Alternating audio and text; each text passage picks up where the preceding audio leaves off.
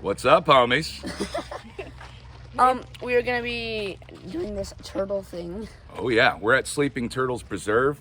Got all the kids out here. I'm a scientist, and we're gonna be teaching the kids about nature, how to connect with it, and just how cool nature really is. Yeah. Okay, let's get into it. Different plants around here that look exactly the same, and that's these right here. These are sable palms, also known as cabbage palms, and people also call these swamp cabbage. Have you Florida kids ever heard of eating swamp cabbage? Well, we eat it in Asia, so that's what that is, and That's it's it. delicious. Yes, it is. It's got like a sweet, fibrous taste to it. Like, eat it right now. So this one would actually be a great one, a little bit bigger than that. When you guys eat like a can of that heart of palms, like that's what that is.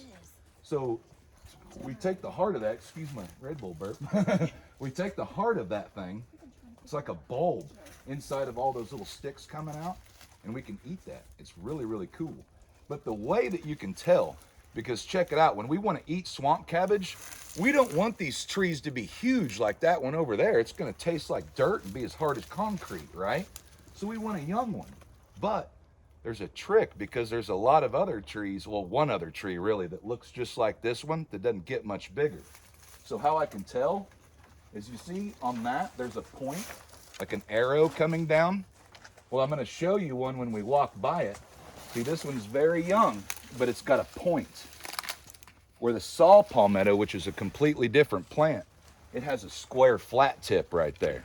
And that's how you can identify. So if you're out here in the woods and you're stuck or something, you know, you can actually be able to eat this, but you don't want to eat the other plant. It doesn't taste very good. It's not bad, but it's not good for you like this one. This one's super healthy for you. The trees that you're seeing in the background, these are all what we call live oak trees. Now you're gonna see all kinds of plants growing in them. These kind of plants right here, that's called the grassy air plant. So these are all air plants. Where, you know how we call this Spanish moss? It's actually not a moss at all. It is actually an air plant like that one. But you'll see different cool air plants that I'll be pointing out. If I sit here and study a tree, you know, like right there, this would be a hard one for you guys to see, but there's a wild butterfly orchid right there.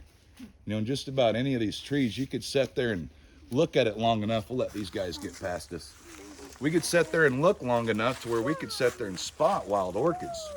You know, down in the Everglades the other week, I saw one tree that had over 11 species of orchids growing on it. It was like the mother tree from Avatar or something. No, mates, we're gonna go find the wild gator. Oh wait, that's the river right there. We could be seeing one right now. Let's look for the wild gator. Okay, we're going down this path right now. Look at Anderson and Ashton. Oh my gosh, I see gator. We have spotted the wild crookie. There's one right there. Guys, this is poison ivy right here. So make sure when you're out in the woods, watch out for that. And if you step in it, you'll get very itchy. We are climbing up this tree right now. Look at Annalie trying to climb. Look at Annalie trying to climb up it. Oh, okay. So this plant right here, this looks like almost like a variety of cowpea. But I can look at this and just tell by the leaf structure. See how it looks like a clover? A clover is a type of legume.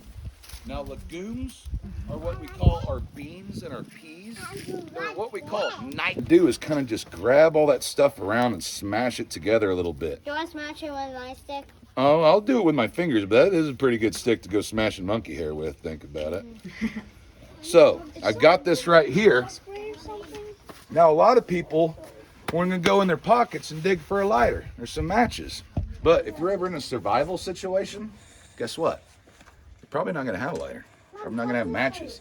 And if you are lucky enough to have matches and a lighter, it's only going to last you a certain amount of time. So me, I just take off my necklace. So, I take off my necklace, which I can fly in airports with this bad boy, anything. I make these and sell them on my website. So, I pull up this piece and slide it up here like this. And then I hold that in my hand like this, right?